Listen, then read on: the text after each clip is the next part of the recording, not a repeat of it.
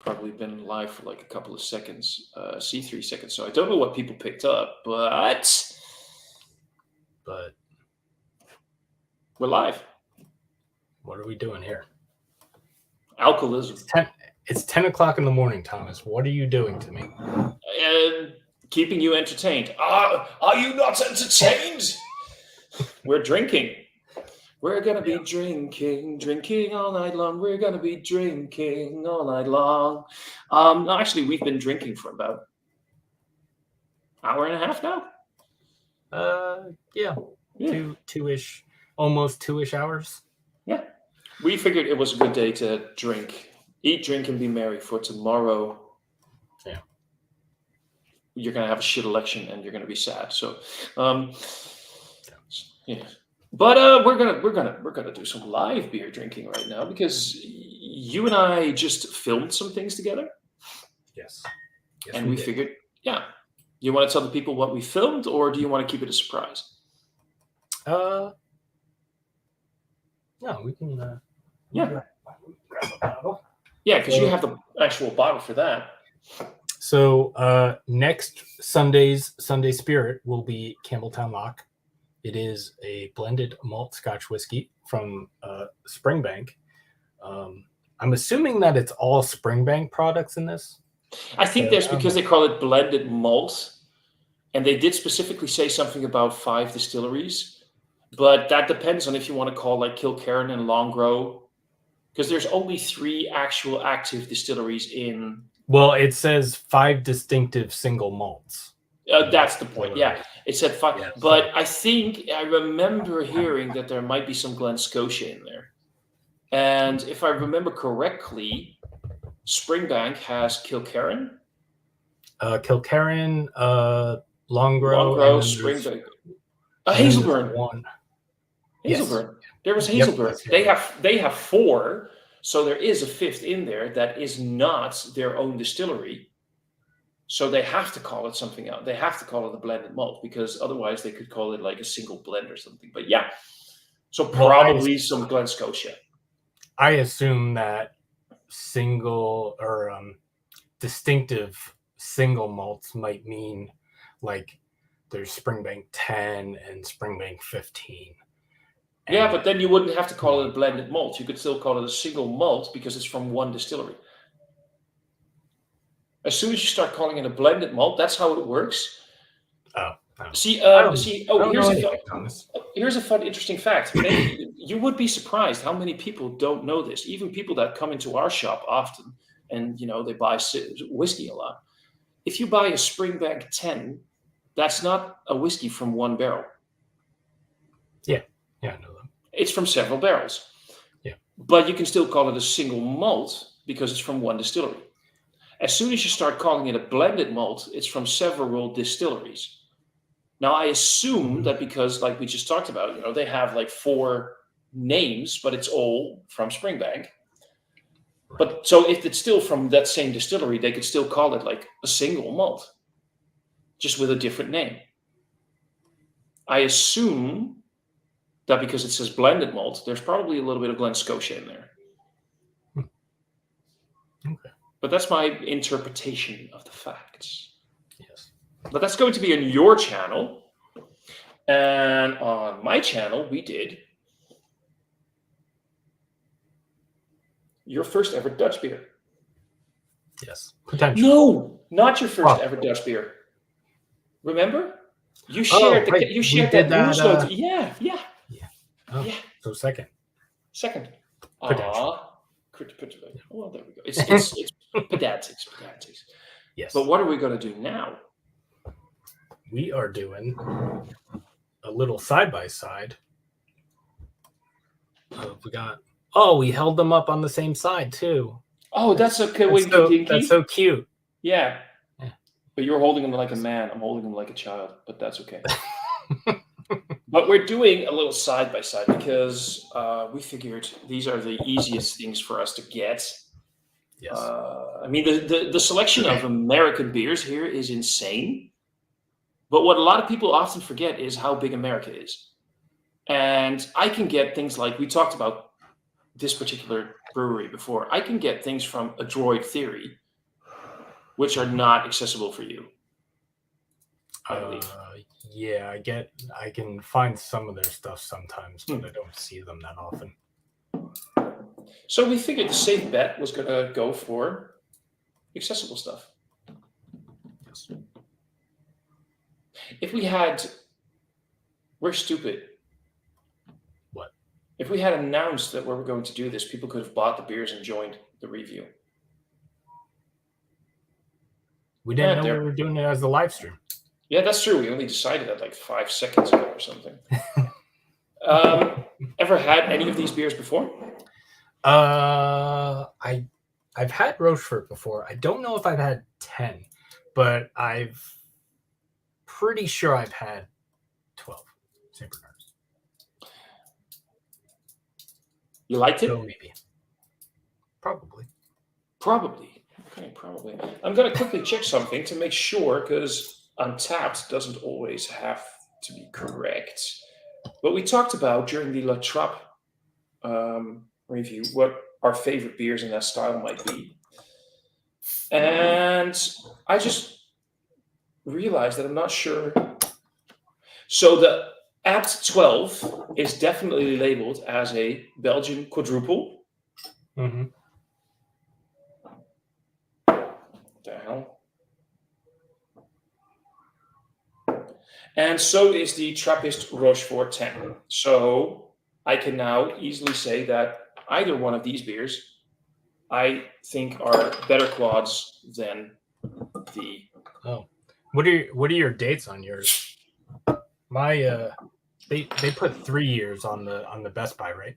Yeah, no, because my St Bernardus is good till April 2028, and considering it's not 2025 yet. Holy shit! I'll be right back. A little bit of technical difficulties over here. I opened both of mine and did not have that issue, so I'll be right back.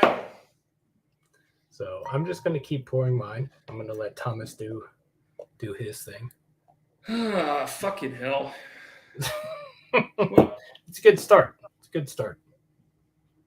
This beer has been standing quietly for at least 24 hours. So that's a lively bottle. Yes.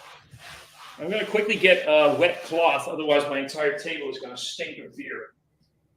All right.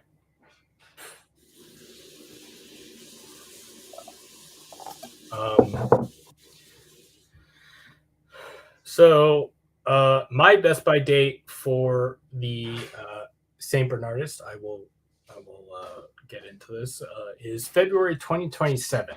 So assuming that they do 5 years on these, that means, what is that, 2022? So it's a couple years on this one. Probs. And then this, I was asking 3 years because if it is 3 years, this one's super fresh. Or no. What fucking year is it even? I can't do math. It's too early. I've been, yeah. And I'm back. So yeah, it's 5 years. For whatever reason, I think it's 2025 and not 2024. So so this Best Buy date is, I'm assuming it's September 6th, 2028. So that would make this a year old. What the fuck? Math. Yeah, a year old. I will get back on that in a moment, because these beers have been standing quietly. I bought them yesterday. Did you put them in the fridge? No. Oh, because sometimes beers I find that sometimes beers can get a little bit aggressive if you refrigerate them and they get cold, and then you let them warm up just a little bit. That's why I kept them stable in the temperature. I know exactly what you mean. And even though I bought them yesterday, of course, they moved around a little bit, but that was like a short ride in the car, like less than a minute. Yeah. Maybe a minute and a half. And they've been standing up straight, stable and everything. But the odd one is the St Bernardus was also slightly lively. But we'll see. I've never had that happen with a Rochefort like this before. By the way, we had short and stout beer review saying cheers. I do. Thanks cheers, for watching. You were asking. What are your dates on yours? So on my St Bernardus, it's April 2028. And then it says 24/01/09. And the best buy date on the Rochefort is 2029. Somewhere, January 2029. So I would assume that this one is a couple of months old, and this one probably over a year old. You got newer bottles on both of these. Mine, my St Bernardus is February 2027, and my the Rochefort is. I'm assuming this is not the way we do dates in here. So it says 6/9/2028. So I'm assuming that's September 6th, 2028. Probably. Yeah, because we always do day month. Yeah. And assuming that this wasn't relabeled for your market. Yeah, I don't think so. No. Interesting, but you know what is the first thing is that I noticed the fact that mine gushed as a motherfucker. Compared to the La Trappe quadruple we just did, and they label this as quadruples as well. These are so much darker. Yeah. But they're not called quadruples on the labels, though. No, that's what I noticed. They call it strong. But this is what we talked about. It says dark beer. Yeah, but this is the thing that we talked about during the review of the La Trappe quad, is that La Trappe basically coined the term quadruple. And this is why I said I'm going to check what Untapped says, but Untapped doesn't necessarily have to have the right answer. Now, anybody can add a beer on Untapped, but I'm assuming that these beers were added by the brewery. And I'm assuming that they... What if I just Google it? Rochefort 10. I'm just curious, man. Also, the ABVs on these are... Rochefort 10 is 11.3. Mm-hmm. And then the St Bernardus is 10, I believe. Yes, 10. Yeah, that one is 10. I'm just trying to see if they have a specific, if they have their own website. Apparently Rochefort doesn't have their own website. So I'm just kind of curious, St Bernardus. I'm just trying to figure out what they call their... What up, Paul? P.A. Bruno's Paul. Remember P.A. Bruno? That's the guy I was talking about during the review. Mm-hmm. We were talking about you, Paul. We always talk about you. Mostly very sexy and hot things. Yeah.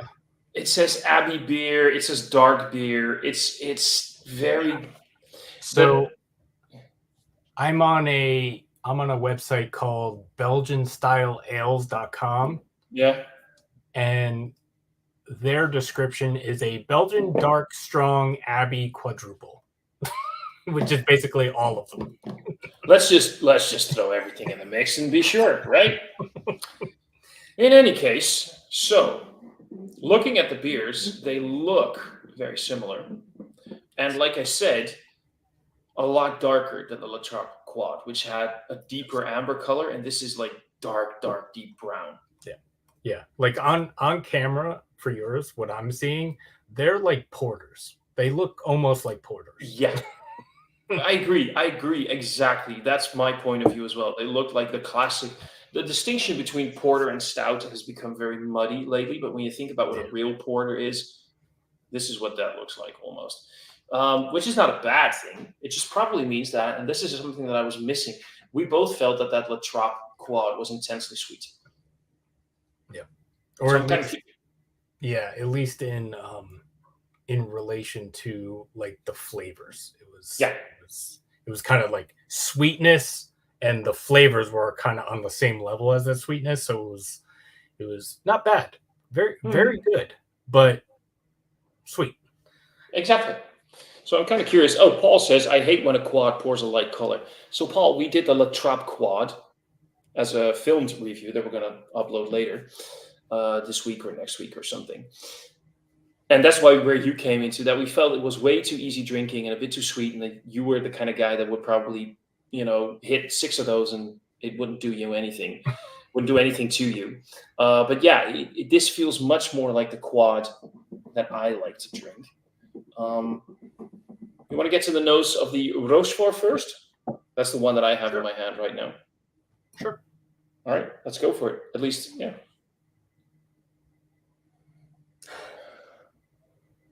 See, this is. I don't know how much I want to just be comparing these to the La Trappe, but you get the Belgian candied sugar thing. Yeah. Well, this is probably actually Belgian candied sugar. Exactly. But it's sweet, but it's not. It's not the. Yeah, it's way more. Robust is a word, maybe. No, but that's a great word. It's also definitely got a lot more roast to it. Like a lot more like that. Not roast. Roast is maybe a word. Like the dark brown bread. When you get like the crust of properly made dark brown bread, and you get to that crust that smells not burned, but you know what I mean? That's that sort of roast that I'm talking about.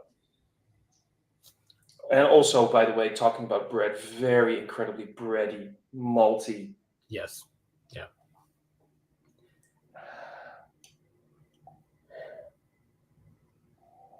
That's amazing. Nice spice level to it. Yeah. Almost like a caraway seed thing. I can see that. Yeah. Yeah. That distinct, superbly sweet. Agree, by the way. Paul says, I dislike a lot of quads that are only 3 or 4 notes. Sweet booze bombs. I like a lot of nuance in my quad. Agreed. And he says pumpernickel. Oh. Absolutely. Absolutely pumpernickel. The sweetness, the fruity sweetness here, it's there, but it's much more mature, much more like the sweetness on the La Trappe was almost like candy. Not we said candied citrus, but like really candy, artificial sweetness. It was made with the glucose syrup. This is much more mature, and it's a stupid word to use, but adult.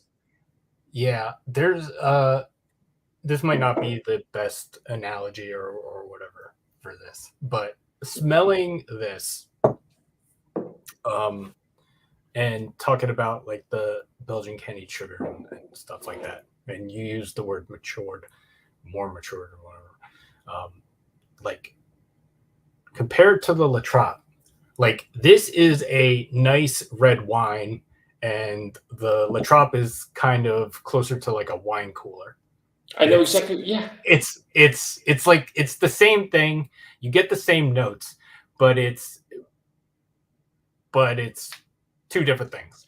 The La Trappe I would quaff, as we said. This I would savor. This I would take small sips of.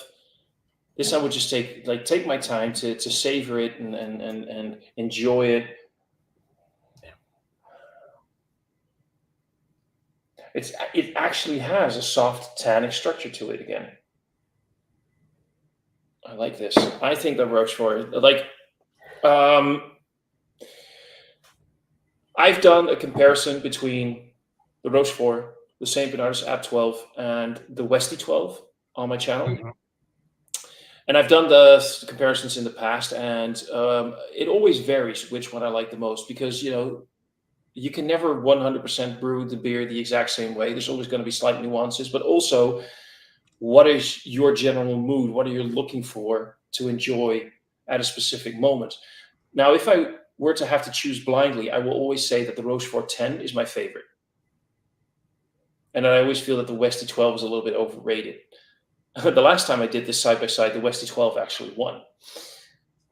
But just going by what my personal experiences have been in the past, the Rochefort 10 is 9 out of 10 times my favorite of the quads. This is why I didn't want to mention it in that review, because I wanted to see how the styles would. But the Rochefort 10 is just such an amazing beer. So how do you want to do this? You want to get a nose on the St. Bernardus next? Yes, and then we can tell an interesting story about the Abt 12 and the Westie 12 while we do that. All right. Ooh. So it's very similar. It's a little more. There's like a. For me, the spices are more pronounced. And more of a red fruit component. Yeah, I can't tell. There's like a specific note that is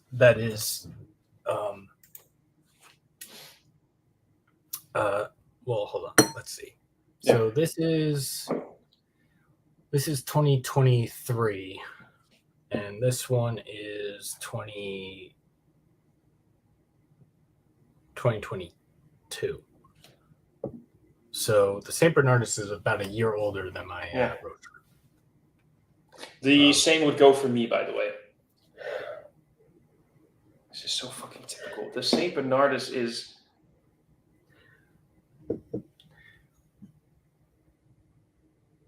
I get more fruit in the Rochefort. Yeah, I get a specific yeast note. So remember how mine gushed? Mm-hmm. I'm getting a sort of a yeast note on my Rochefort. In the distance, it's got like a slight sweaty sock kind of note, which I know can be a sign of a yeast issue. So since it was that explosive, it could be, but I do understand, by the way, that yeah, going back and forth, and for a moment I thought the Abt 12 was more fruity, but the Rochefort is definitely the fruitier one. Yeah, there's a weird. I'm getting a weird note in the St. Bernardus. It's almost. It's like it's not sour, but it kind of. I know what you mean. There's kind of like a like curdled milk kind of thing, but it's not sour. It's weird. I'm not getting that. I'm not getting that. It's weird. Actually, that's what I'm. Neither of mine gushed or anything. So No. So we'll see. I think right now, if I had to I'm going to quickly, because Paul is chiming in, I might pick up Westies are a bit too light and dry for me. I agree. I like the impact of these two more. I might pick up a Rochefort 10 after I get out of work. That is always a good idea. I wish Rocheforts came in 750s here. Honestly, I'm not even sure if we get 750s here in Rochefort. I'm not sure if they do 750s. I'd have to look that up. And he's saying, do you feel that Roche has kept its credibility more through the years, more so than St. Bernardus as a whole? I think, and this is what I wanted to touch upon. So, I don't know if you know this, but the brewery that makes St. Bernardus Abt 12 is the brewery that used to make West Vleteren, the Westie. And then Trappist rules changed, and it meant that, amongst others, to be an actual Trappist beer, monks have to be involved in the brewing of the beer, and it has to be brewed at the monastery. So they decided to start brewing the beers themselves. And that's when Watau decided to do the beer that some people say is exactly the same as Westvleteren, but it really isn't, because the malt bill is slightly different. They're definitely using a different yeast. So it's a completely different beer, but it's fun to try the two beers side by side. And if I have to pick right now, because that slightly funky tone, what you just mentioned, I'm just going to call it funky for a while, is what I'm getting in the Rochefort a little bit more. Yeah. As the St Bernardus warms up, that note is going away a little bit. So Yeah. I don't know. It's just the St Bernardus also has a much bigger spice profile to me. Does it to you as well, or like that Christmas spice, gingery, nutmeggy, things like that? It's not super spicy. I'm getting the dark fruits, a little more muted than the not as big as the Rochefort, and then I'm getting that weird note in there, and I am getting a that note reminds me of some sort of the fuck is it? It's some sort of like bread dessert thing with like custard or something. It's a weird note. I don't know. I don't understand. I'm not getting that. This is the fun thing, because wait, right now I'm going to check something. It smells like dairy. Like there's a dairy note in this. Also, I have to pee. So go pee, because I'm going to quickly check something, because I didn't switch the glasses, did I? Because if I switched the glasses, that would have been stupid as hell. That would be stupid as hell. You go do what you need to do. Yeah, I haven't done that. I know that I haven't done that, but it would be so fucking stupid if I actually switched the damned glasses around. That would have been hilarious. Paul, rice tapioca, possibly stressed yeast aroma due to an influx of temps in its travels. Well, it didn't travel that long. It was in the shop where I got it all the time. And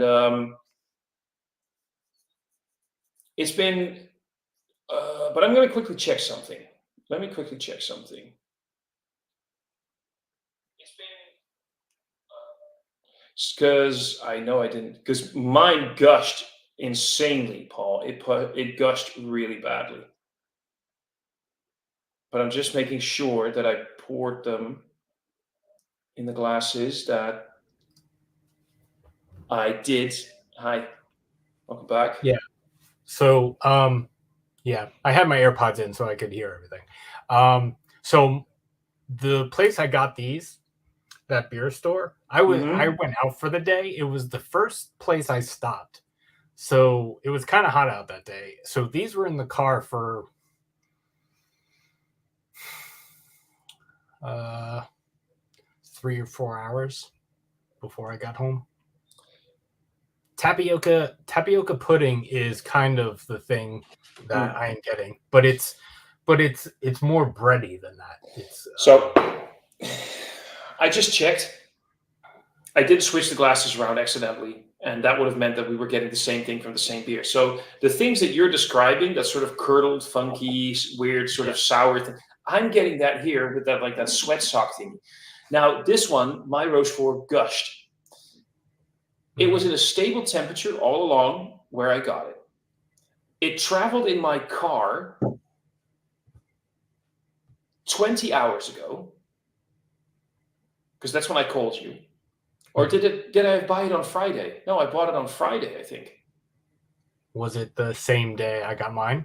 Yeah. That was Friday. Yeah. Yeah, so it's been standing still for 44 hours in a stable temperature. So the gushing is definitely not from travels. This is a yeast thing for my Rochefort. And oddly enough, the same thing that you're describing for your St Bernardus, I'm slightly getting in my Rochefort. And that's the problem when you're talking about beers. They're living organisms. Mm-hmm. And things can always go wrong. You can always have a bad bottle. And that is that can happen for so many reasons. For all I know, they added a little bit too much of the yeast deposit they add for the secondary fermentation in the bottom. For all I know, that was slightly infected, Could have been. There's so many things that could have gone wrong. But yeah, the Rochefort 10 is slightly funky. And yeah, the St Bernardus is, for me, the St Bernardus that I know.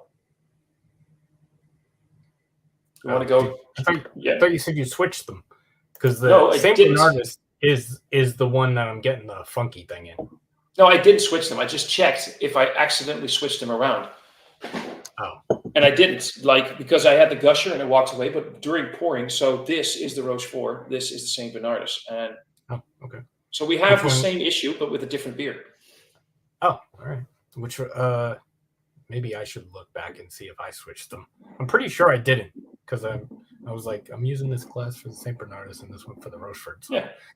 I think that's what I did, but I have my shit together, dude. It's just that, Paul, you would be proud of Keith and I, because we've been drinking for like the last 2.5 hours. We started drinking 2.5 hours ago, and we've been drinking heavy Belgian beers and whiskey. You should be proud of us. Yeah. You want to go try the beers out, or you want to check that you didn't mix up the glasses? I'm checking to make sure I didn't switch these, because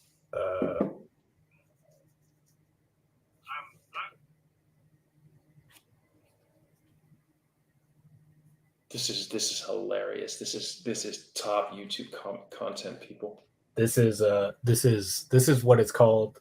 What's called being a professional. Yeah, and we are most certainly not. Now I gotta figure out where the fuck I poured these.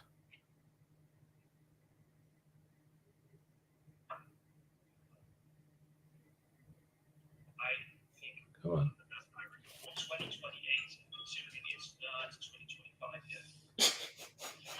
So for anybody who's watching this, I'm rewatching you and your exploding bottle.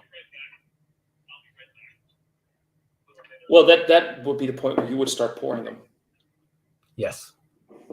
I poured the one into this glass, but I couldn't really see the label. Okay. Yeah. All right. Yeah, I'm right. So yeah. So we both didn't switch anything. This one's the St Bernardus, and this one's the Rochefort. So we both didn't switch anything around. And we're having the weird thing in the different beers. That's fun. So how about you and I go actually taste these beers, and let's start off with the Rochefort? Sure. Okay. Cheers, buddy. Cheers.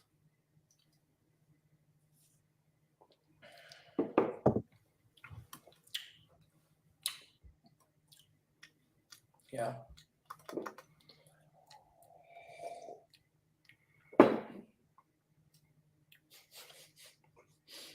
Are you getting a weird note in your Rochefort? A little bit. Slightly tart. Like the slightest of the slightest tart notes. And again, that sort of sweat socky. I can't explain it otherwise than sweat socky thing. Yeah. This one has a yeast. Yeah. I'm getting a similar thing, but it's not like it's more in the finish than it is in like the actual taste. Mm-hmm. And it's not Agreed. really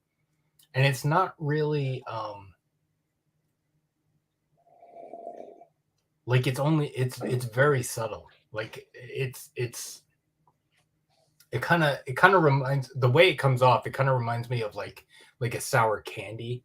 Like it's not sweet, but like that's the kind of sour that it kind of is. Yeah. But it's not but it doesn't really take away from the beer at all. I've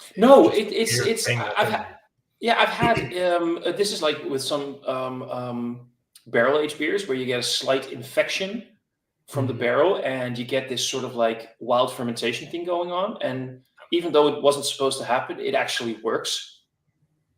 So this is not the Rochefort 10 the way that I remember it, but I am liking it. But it's just not as great as I remember. Like I said, usually Rochefort 10, and I've had this so many times before, is for me the winner. This has a bit of an off note for me. especially the way it gushed. Actually, what I'm getting might be because there's a like subtle chocolate note. Mm. My brain just might be like, that's a weird note to get in this, but I don't know. Yeah, no, For me, that isn't. For me, chocolate in a quad is a normal note. Yeah, I don't know. I'm digging it though. I'm digging it. It's a good beer. It's still a tasty beer. Well, it's not a good. Wait, the way that it gushed, especially with stable temperatures and having standing still, it shouldn't have gushed. It's definitely going on. By the way, Paul said one of these things, these brews aren't is cheap, so it's horrible to get an off bottle. Well, for me, it is cheap. It's like €3, just under, just over. What was it for you? I think these were like $7 ish. Okay, so for you, that's definitely more expensive. Definitely. For me, these are hella cheap. And if there's one thing that you can count on for Paul to say, girl sweat socks over guy sweat socks. I love you, Paul. I love you. Yeah, I think. I'm looking at the price tags I threw away. Mm-hmm. One of these. Wait, we had the La Trappe. I think the La Trappe was a little bit more expensive than these other ones. Or one of these was like $8, and the other ones were $7. I thought when we were talking on the phone, you said the La Trappe was around. No, sorry, that was that Kero beer. That was around $5, wasn't it? Yeah. Yeah, that was the one. Sorry. Yeah. Getting back, we're talking about those off notes a lot. I'm getting that sort of like dried fruit component in there, that figgy date, kind of thing. Mm-hmm. Very incredibly dark brown bready. Yep. Like again, like Paul said, that pumpernickel thing. The spice level is not as big as it was on the nose at first. Yeah, I wasn't getting it in the nose, but I am definitely getting it in the taste. There is definitely like you said, the Christmas spices. Yeah, like that is definitely in here. Which is, by the way, still I'm getting a lot more on the St Bernardus, so I'm curious what we're going to get when we get to the tasting of that. One thing that's good about the gushing, by the way, is I'm not going to drink as much alcohol as I thought I would at first, so that's also a bonus. on the health side of things, it's better to, yeah. Are we drinking the St Bernardus now? Let's go to the St Bernardus. All right. Cheers, bro. Cheers.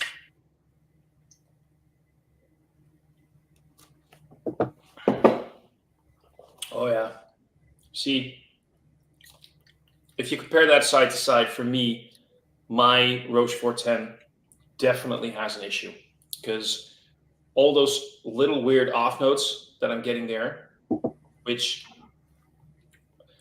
hashtag not a professional, but after several years of doing things with beer, I can definitely tell when something is a yeast problem, and my Rochefort 10 definitely has a yeast problem. None of those things are here. How about for you? It's weird.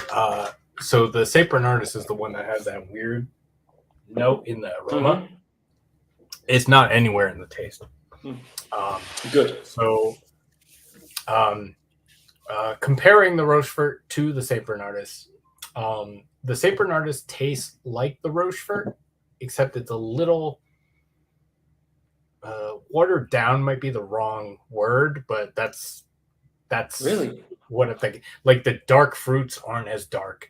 The breadiness isn't as robust. Oh, that's interesting. Like it doesn't taste. Yeah, it doesn't taste watered down. It's just not as intense. Let me get, because I can go through, because I know what the bad notes here are, so I can taste through those, if you know what I mean, and find. Also, actually, it might not even be that it's more muted or whatever. The St Bernardus is a little sweeter.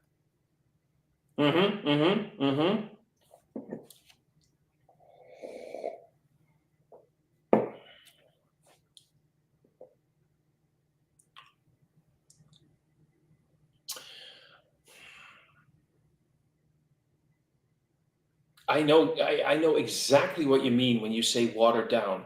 And watered down sounds negative because if you compare both of these to the La Trappe quad, both of them win, even Yeah. if they have the off notes. Yes.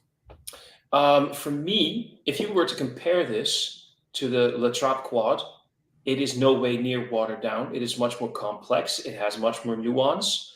But compare this to the Rochefort, then the Rochefort has a little bit more depth, a little bit more, like you said, robust.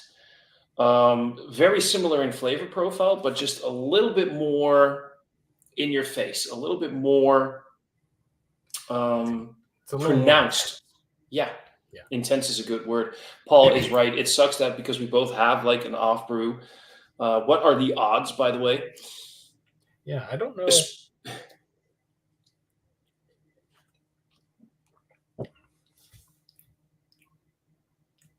Yeah, that sip was not. There's like a weird.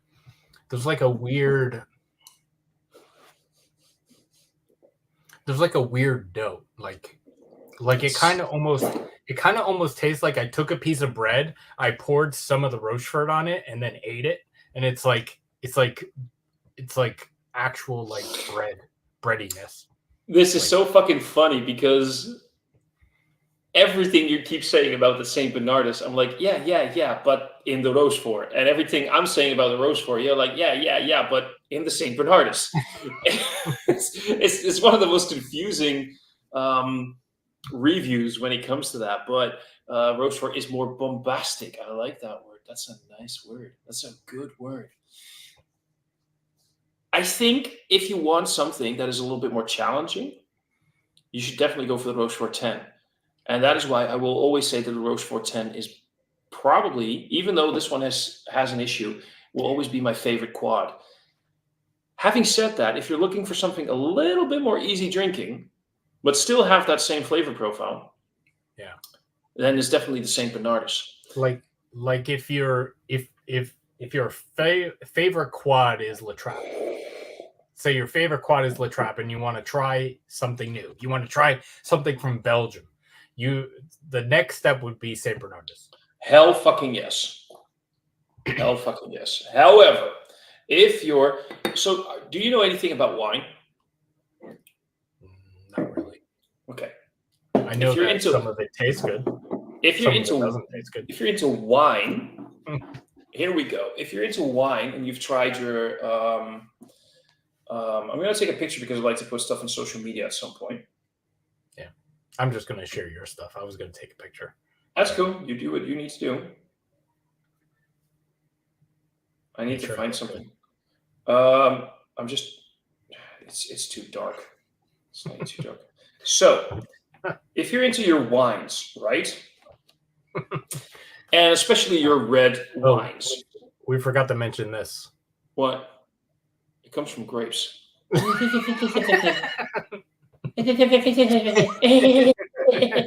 Asshole.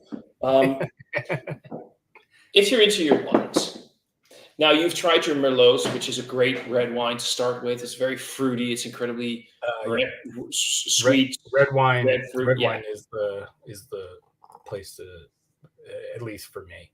Red wine is. So now you've tried. After that, you went into some Cabernet Sauvignons. You've tried some Pinotage. Maybe you're going a little bit more robust towards your Syrah, which is a slightly fuller grape.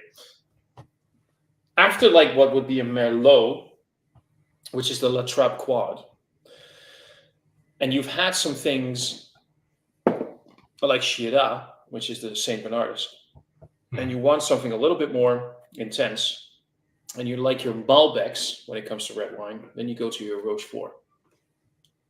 Now, anybody who knows a thing about wine might probably say you're an idiot, but no.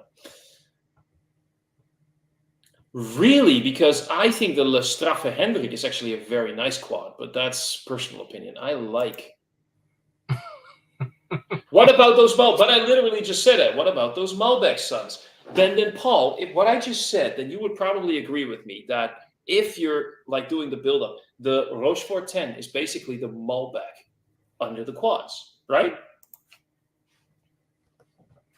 I hope he agrees with me because I'm secretly very much in love with Paul. And if he says that I'm right, then that just makes me feel very happy about myself. I'm It's sorry, weird. Keith, that I just said that I'm in love with him while I'm doing this with you. But Like, yeah, I think there's something going on with my Rochefort 10.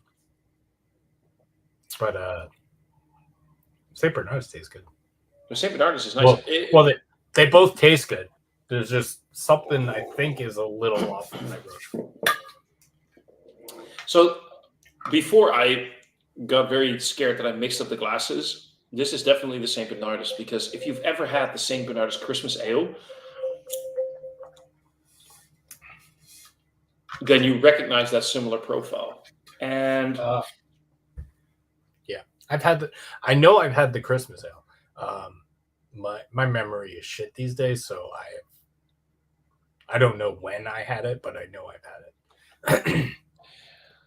for me, there's a tradition, and I haven't done it in the last two Christmases, so maybe this Christmas, but I have a tradition.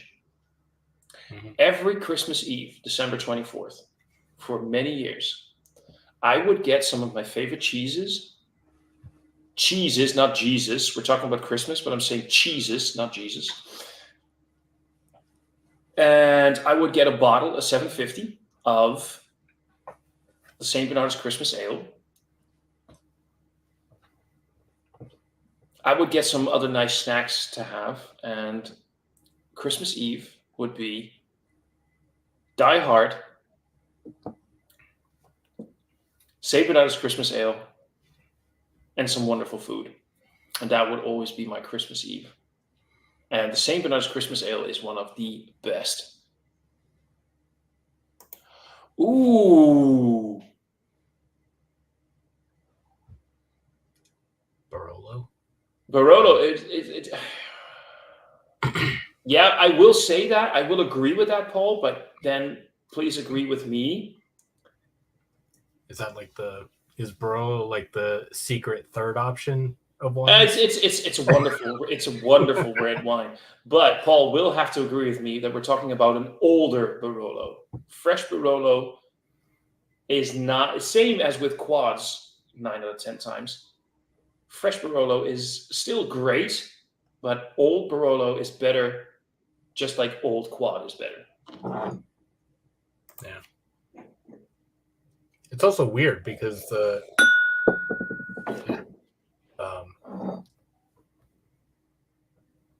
I mean, I guess it doesn't matter. I guess if there's something funky going on in the beer, it doesn't really matter what the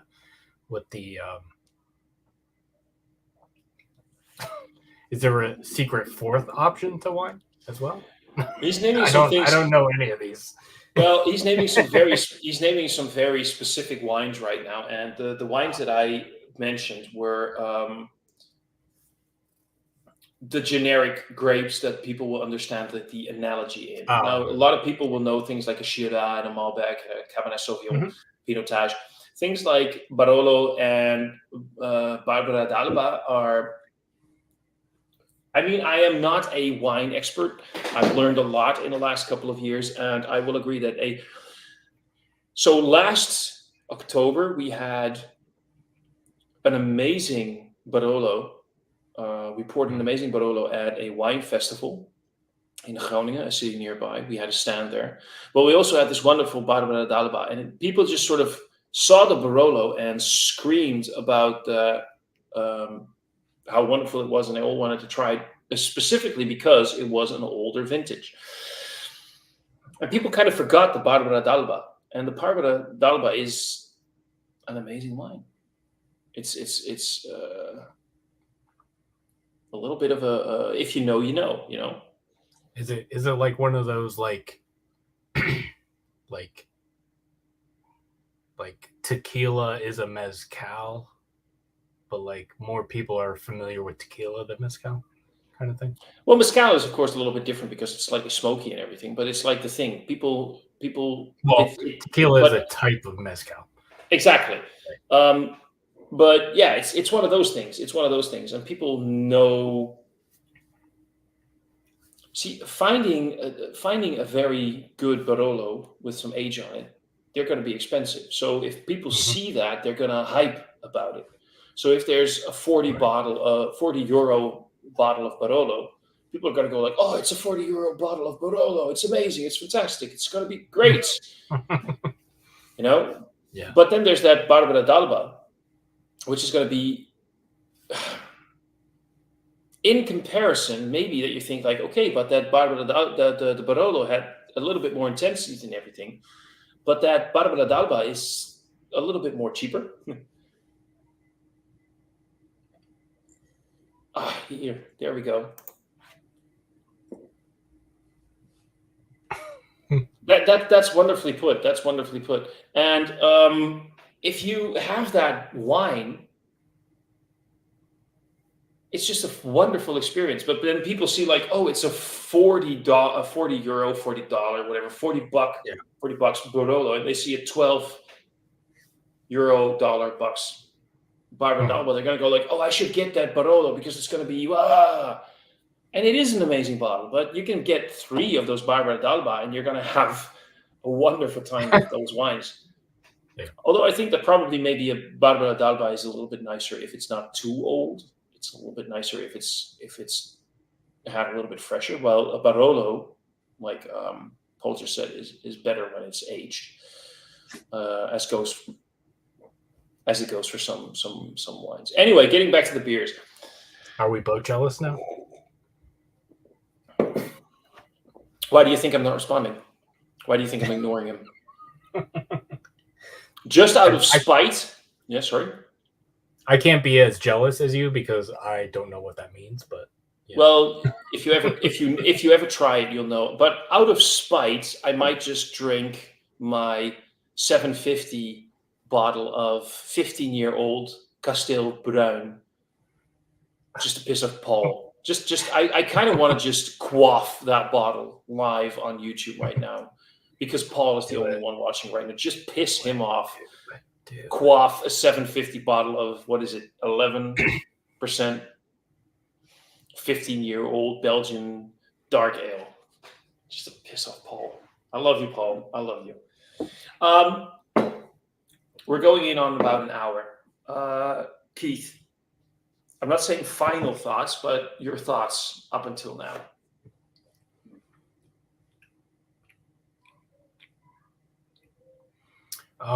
I think there's something funky going on with my Rochefort.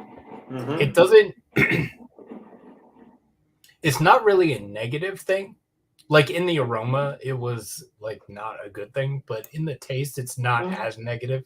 It's just like a weird. It's just a weird tasting note. May I quickly add, having had Rochefort 10 several times in the last couple of years, more than several times,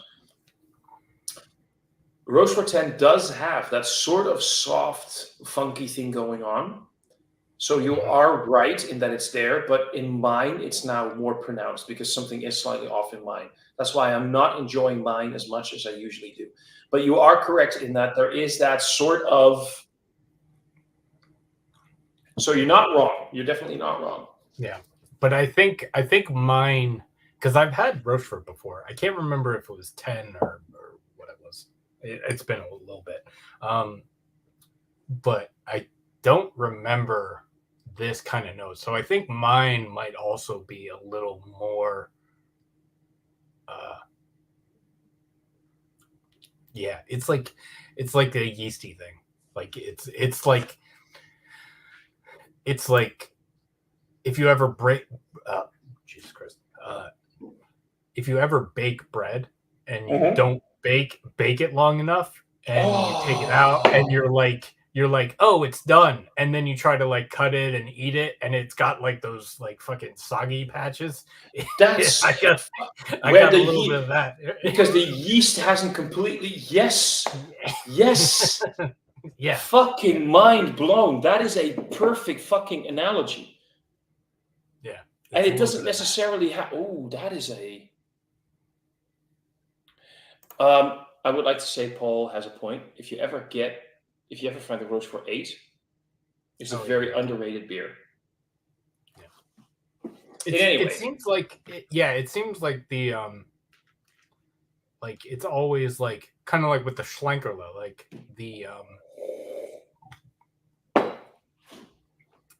the Doppelbock is good, but the isn't there a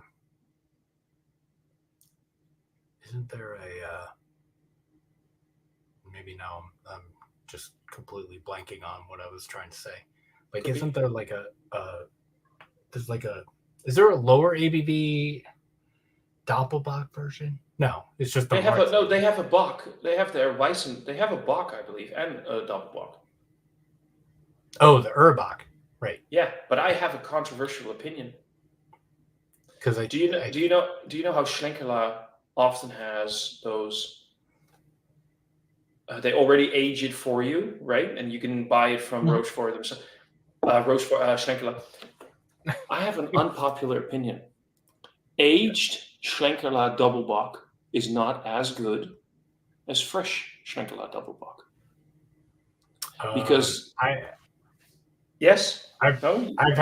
had some that were oxidized, like bad, like so that might not be Schlenkerla's fault, but I find with the even the ones that come, the aged ones directly from Schlenkerla, they tend to be a bit more unreliable as far as that's a good way to describe it. For me, with many smoked beers, like smoked porters and everything, and I've had aged smoked porters, I've had aged smoked bocks and double bocks. Smoke, like with hops or barrel aging, fades over time. And I find that the amazing combination of that smoky character, that rauch character from Schlenkerla with the double bock, the way that it fades over time and gets to a point where it's,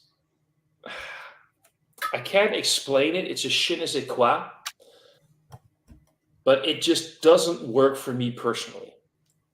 I feel personally that the fresh Schlenkerla double bock is where it's at. Aged double bock is great to try. It's fantastic as an experience, and there's nothing wrong with it.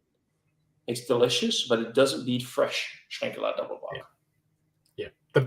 The best Schlenkerla I've had is fresh or relatively fresh. Like sometimes I'll buy a bottle and I won't drink it for like 6 months, but whatever. So there might be a year on that bottle, but like fresher Schlenkerla is definitely. Oh yeah, of course. I mean, I didn't film it in the end, but I once had a beer like their was it their Helles or their Madsen? I think it was their Helles. It was several months past its best by. It was still a delicious beer, but you could notice that, this is the beer that you want to drink fresh.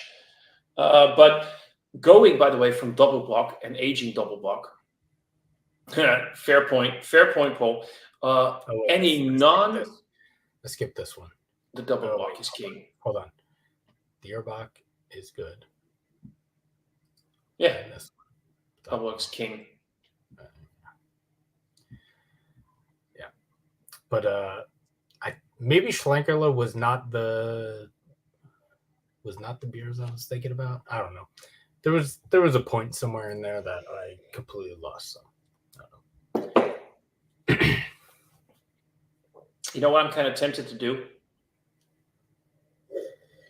I still have a little bit of that Campbelltown Loch there. I kind of want to pour a little bit in the dregs of the Rochefort. I'm gonna fucking do it. I'm gonna grab a bit of the 2022 version though, not the 23, because the sherry that was more heavy on the sherry. Remember? Yeah. And I don't think that's gonna work. So I'm just gonna pour. This is for everybody watching. This is how barrel aging works. Yeah.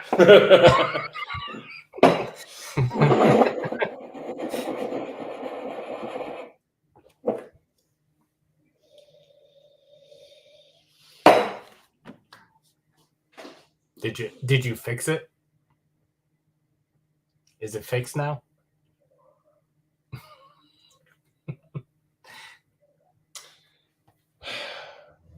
I'm a Lord of the Rings fan, right? Yeah. Yes. From the ashes, from the ashes, a fire shall be woken. What? From the shadows, a light shall spring. Renewed shall be blade that was broken. Oh. The crownless again shall be king. All right. You haven't tasted it yet, so.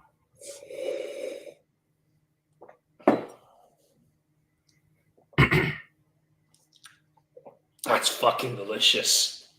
See, I think That's fucking delicious. I've got a little bit of the 2023, so I'm gonna,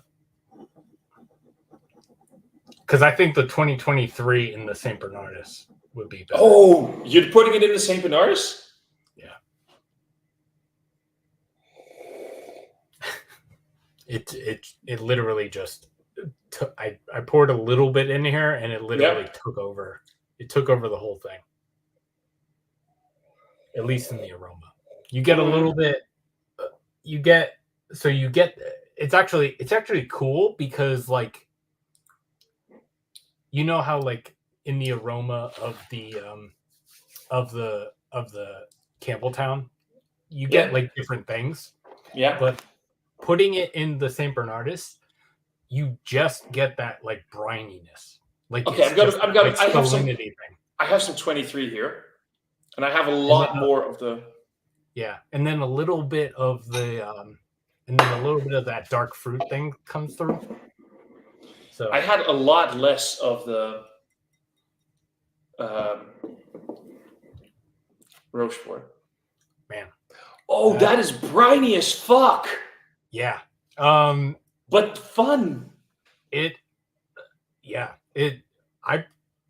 Because I have a decent amount of beer left in here. And I poured a tiny bit of that in there and it took over. It's like briny Belgian. Yeah, but you know what does help? We're talking, of course, about malt whiskey and a beer from malt. So the whiskey does take over, but do you realize how much that malt character is suddenly amplified? Yeah. It's like you're chewing on dark malt biscuits. Yeah. Salty biscuits. Oh, fuck, saltines. But also... No, not saltines. Salty biscuits. Salty biscuits, sorry. Yeah. I'm going to be pissed when I... Sorry. Yeah? It's so cool because, because I feel like, and I even do this, like when you talk about like minerality or salinity or like brininess in beers and stuff, like you kind of overlook how it can come across in different ways. So like this, the way it comes across in this, it's like specifically ocean. Like it's specifically like it's not like just like you put salt in it. It's not just like it's brine. Yeah, it's maritime. It's specifically that. Paul just asks a dab of umami in there. Not umami. Umami to me is different, but I understand why you would think that. But more maritime, as in when you're standing in the ocean, but not the ocean when people think of like the Caribbean and it's like sunlight and blue and everything. But the ocean as in, well, you've been to Scotland, right? So you're standing on like, it's 12 degrees outside. It's slightly windy. It's raining a little bit. The waves are crashing against the shore and you get that fresh ocean breeze, maritime, salt in the air, right? Yeah. It's not umami because it's lacking that earthiness. Right. It doesn't have the earthiness in it.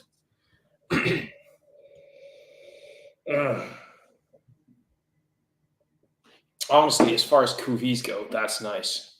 Kuviba, he said, watch the Solaris process live. That's a good one. All that is gold does not glitter. Not all those who wander are lost. The all that is strong does not wither. Deep roots are not reached by the frost. From the ashes, a fire shall be woken, and that's how the entire. It's a Lord of the Rings thing. We got Simon, Beer Maniac, also a beer tuber. Go check him out, please. How you doing, buddy? No dab of umami, and he says, "Can you hear the seagulls, Big Daddy?" That again, Lord of the Rings. Yeah, the sound of seagulls calling you home. I live in an area where seagulls are very common for me, and it wasn't until I read Lord of the Rings in my when was I? Was I in my early 20s? I don't remember. I think it was in my early 20s when I read it for the first time. When I suddenly realized how much the sound of gulls is part of where I come from. Yeah. So just for funsies, I put a little bit of the whiskey in the Rochefort. Mm-hmm. It did not take over like it did with the St Bernardus. Yeah. There is actually in this, it does come off more umami with the 23. I don't have the 2022 like Thomas because he was just trying to make me jealous.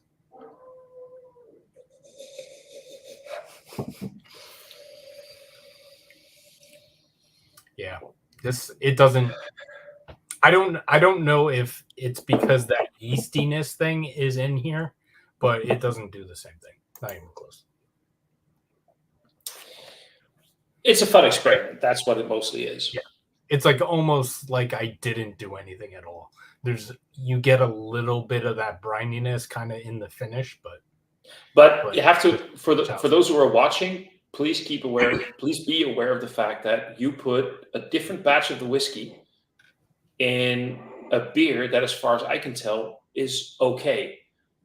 I put another batch of that same whiskey in a beer that wasn't okay, and I also had less in my glass.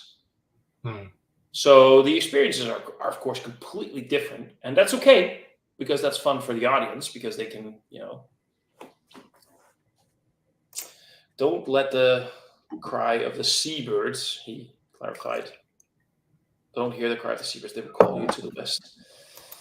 Paul, I don't know if you know this. I have a week off right now. I'm not doing this week because I have too much to do. But so we're doing side-by-side live reviews every morning. That's what I'm doing every morning at 10 a.m.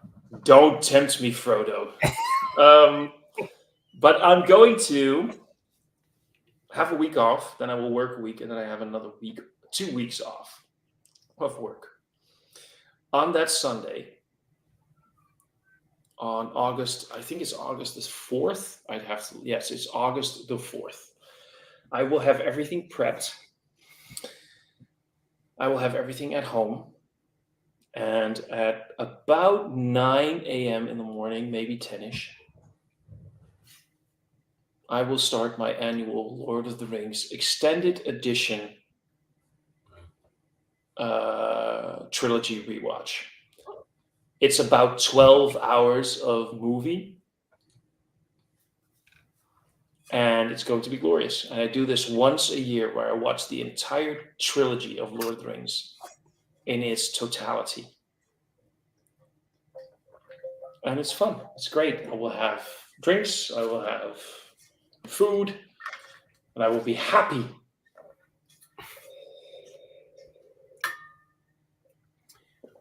Do we remember what that was like?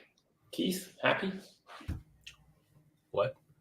I said, do we remember what that was like? Happy?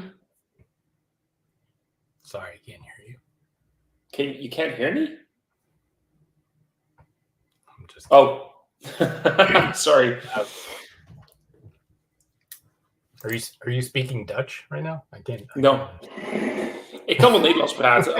Is het makkelijker voor jou als je Nederlands praat? Is dat beter? Sta je me dan wat duidelijker? Geen probleem hoor, ik kan best wel Nederlands praten. Paul, hoe is het met jou, jongen? Ja, nee, de Hobbit, dat moet ik natuurlijk ook een keer volledig doen. Alleen ik vind de Hobbit gewoon minder geweldig dan... Oké. Ja, You're done? Katie hates the Hobbit movie. Look, I always make jokes like every once in a while she'll talk about Lord of the Rings. I'll be like, oh yeah, the Hobbit was a really good movie, and she's like, go fuck yourself. I'm like, Jesus Christ, I've seen one of the Lord of the Rings movies, and I did not see the Hobbit, so I have no idea even what you're talking about. You don't have to get so mad at me. Look, the Hobbit movies are fun, but they're not nearly the masterpieces that Lord of the Rings is. But this is something that's going to piss anybody off that has ever seen. I have a friend who says that she's a big Lord of the Rings fan, right? Now, I need you to keep an eye on the comments from now on. I'm going to say something. She's never seen the extended editions. Now, just keep an eye on the comments after I said that. I don't think I've ever been happy. Happiness is for the weak. Right, Keith? Yeah. Oh, you might like this pin I got. Wait, let me put you in solo.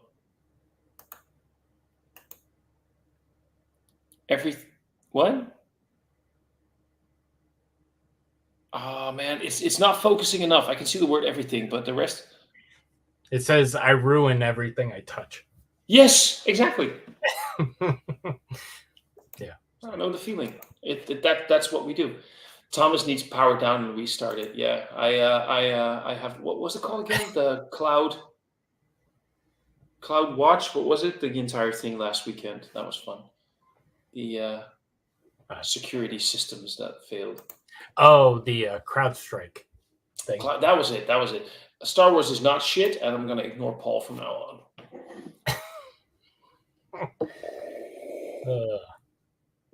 Yeah. It's nearing. Yeah. Oh, I was just going to You go first. Like, I don't know. I don't remember. I was going to say something about Star Wars, but say I don't know enough about Star Wars to even say anything. So I've seen more of the Star Wars movies than I've seen Lord of the Rings, though. I can say that. What am I going to do with you? But not in a degree where like I want to watch Star Wars and I don't want to watch Lord of the Rings. What am I going to do? What am I going to do with you? Just more happenstance than anything. I'm not okay with this, Keith. Okay, I'm not okay with this. Well, maybe if you like cooler things, then we would get along better. Sorry. I was just being a dick. Well, that was a fun live stream. See you guys in another fucking hell. Let's see. He's a huge Lord of the Rings fan. We love Sauron was the bad guy who knew. Oh no, I haven't watched that show, man. I've watched like one episode. I watched The Muppet in the Swamp, then some monotone talking, then it was over it. Jesus fucking Christ. That is definitely one way to describe Star Wars. What do I do with you people? Why do I even bother? There's one person here who doesn't like Star Wars. There's another person here who doesn't like Lord of the Rings. It's because be better, Keith. Be better. It's like I do not have a like side in like Lord of the Rings or Star Wars or anything like that. It's not like, oh, I don't like Lord of the Rings. It's like I'm not invested in it. Like I don't have that thing. So like Paul, he's an ent. So like he's an ent. So like if you and I were hanging out and you wanted to watch the 12 hours of Lord of the Rings, I'd be like, cool. Yeah, but you would like it because I'm giving you food and beer. Well, yeah. Yeah. Yeah. And after the end of the 12 hours, the only thing you would say is like, let's do this again. Yeah. Oh. Maybe without the Lord of the Rings.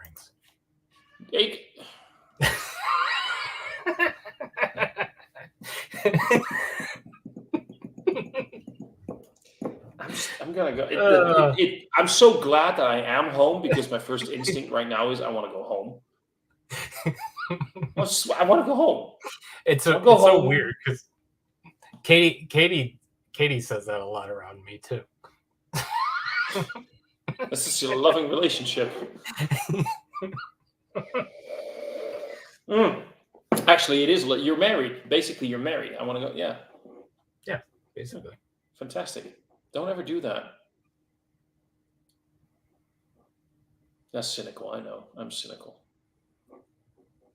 Paul's engaged to be married. Did you know that? I did not know that. Yeah, he's engaged to be married. He said he was never happy, but he is very happy. He has found a wonderful woman, and they go camping a lot. And they actually have a YouTube channel where they don't talk about beer or anything. They just talk about camping and Pennsylvania.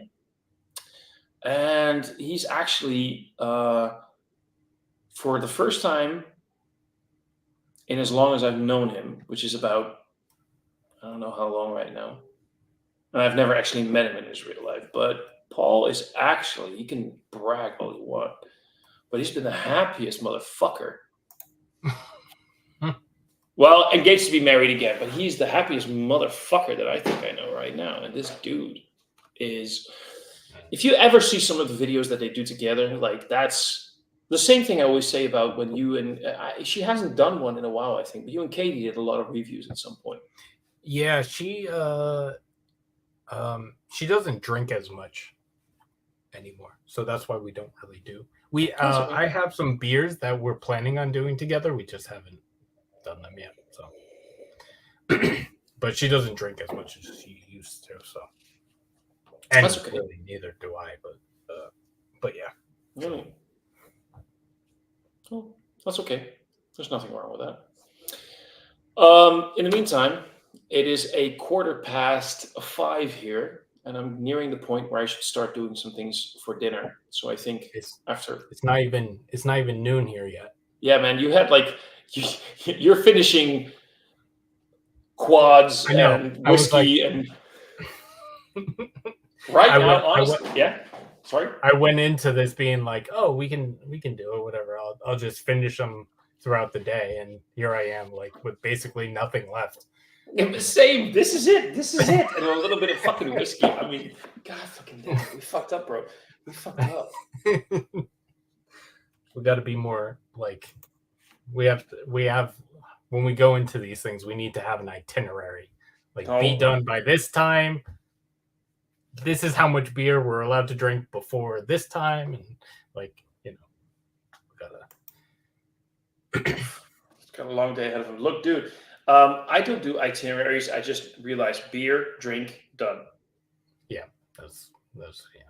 Yeah, and I accomplished my goal. Beer, drink, done. I started at 2. It's 5:15. Beer, drink, done. Yeah. Rinse and repeat. No, I don't even know what I'm gonna do. I had some ideas for dinner, but we'll see what happens.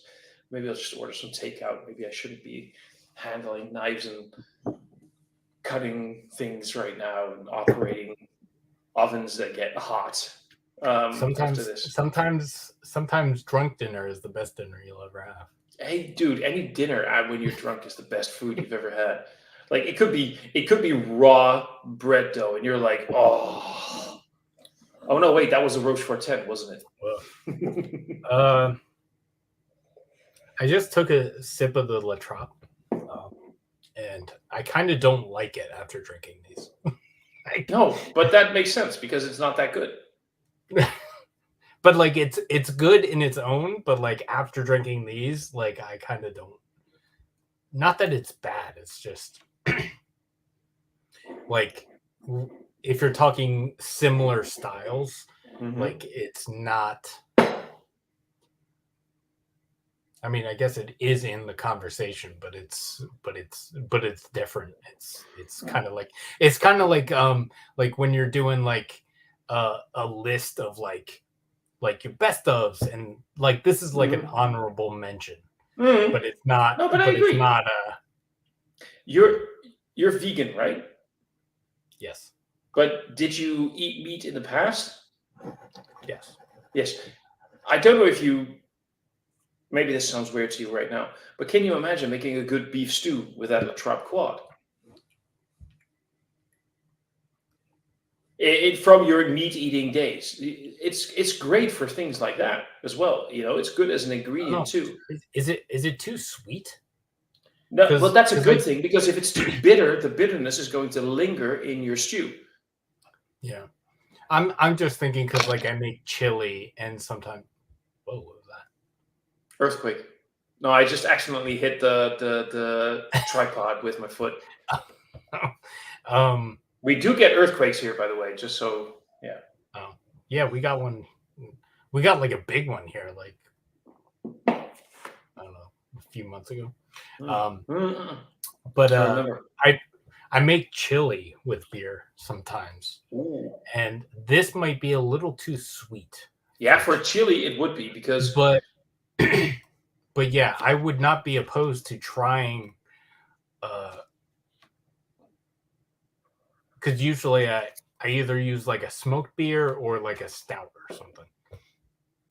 And but I would not be opposed to trying a Belgian quad. I may do that. Well, I think in a chili, because of all the spices, I see what you mean. I'm talking more like a classic beef stew. But in a chili, I definitely recommend what you just said. Things like smoked beer, or indeed like a good porter or stout. That will be amazing. Smoked porter in a chili. Yeah. Schlenkerla is a lot of times I'll put a Schlenkerla in. Also, I added a little bit of the Campbelltown in this, and it it didn't really make it better, or it didn't make it worse. It's more of like a lateral move, but it basically just adds a little brininess to it. Well, I can't try that anymore because all of my beers are gone. Well, not all of my beers. I have a lot of beer left. I just have none of the beers left anymore because I just finished this. I have a little bit of whiskey left. And that's probably it for drinking for today because that was 3 heavy Belgian quads. Well, 1 Dutch quad, 2 heavy Belgian quads, and some whiskey in a span of 3 hours. And water. Yes, water as well. Yeah. Gotta stay hydrated. Gotta stay hydrated, man.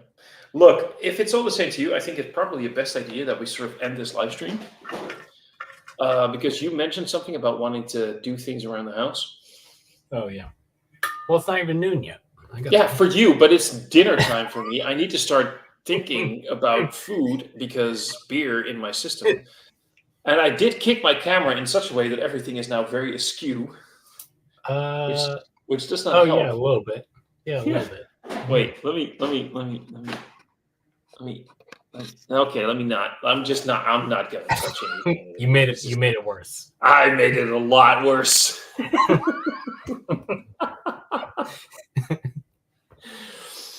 That was a good breakfast, wasn't it, for you? Oh, yeah. You got a lot of carbohydrates in you right now to really power through and finish all the chores that you want to do on a Sunday. I know.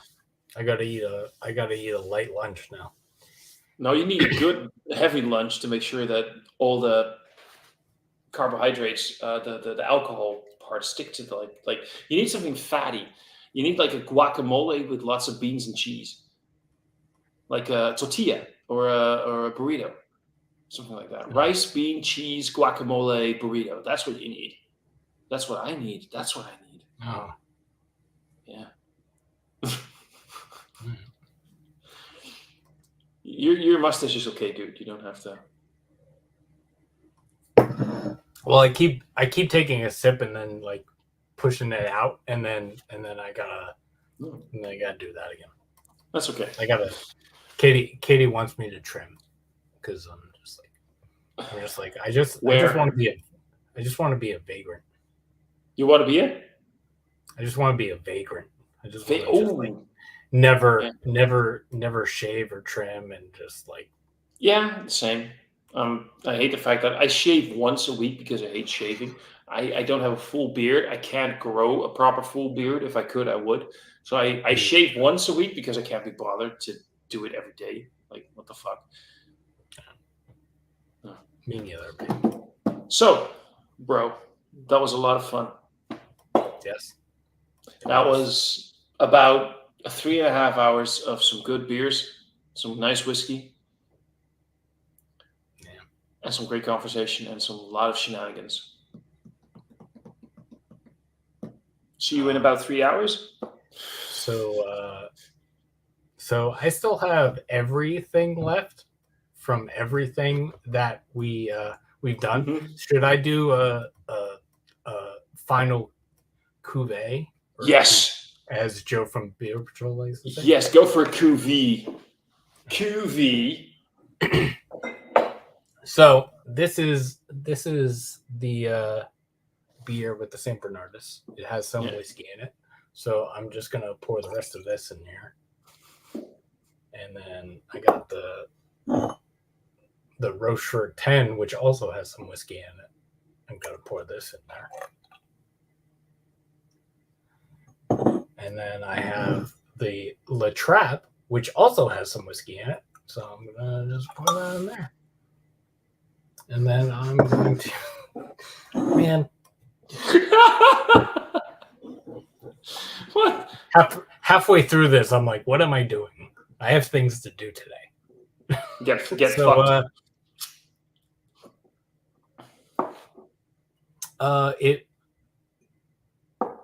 It actually smells really good. There's like it smells like Belgian quad, but there's like this nice like brininess just like kind of like laying over it. It smells good.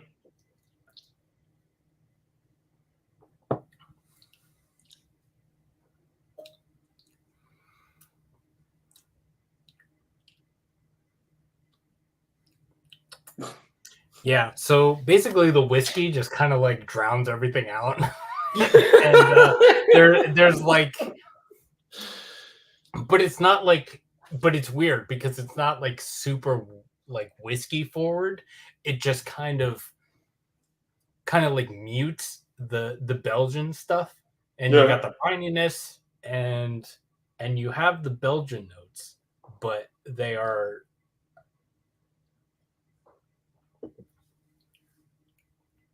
definitely subdued by the whiskey notes. Which is a good thing because we talked about how the whiskey was actually kind of mellow at some point, but that does say that the whiskey itself is pretty powerful. Yeah. It's a good whiskey. All right, bro. Good luck with everything that you want to do today. Oh, yeah, I know. I'm just going to go eat food and sleep because I have a holiday. I have a week off. I'm going to eat, drink, and be merry. I love it. Hey, man, this was great. This was like literally 3.5 hours of a lot of fun. Yeah. And we should do it again. Maybe next time we do my time. So you got to do this at like 3 a.m. Oh, fuck. Yeah, do it. Let's fucking... I'm on board. I'm there. I'm game. I'm doing it. I'll be there. I mean, you already have my love. You're gonna have my respect. It's settled. Let's fucking do that at some point. Set my alarm. Go to bed at like, eat a healthy big dinner. Go to bed at like 8 p.m. Set my alarm for like 2 a.m. and be online here at like 3 a.m. and just have a belly full of very greasy, fatty, carbohydrated food. Carb heavy food, and just go for it.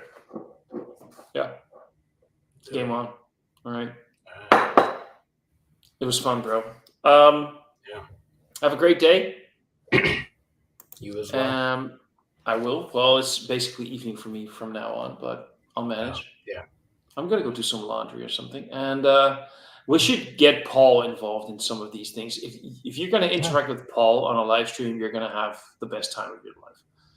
All right, let's do it. We'll make it happen. All right, I'm gonna go hit that end stream and see all of you guys in another review, another live stream, another whatever soon. Cheers.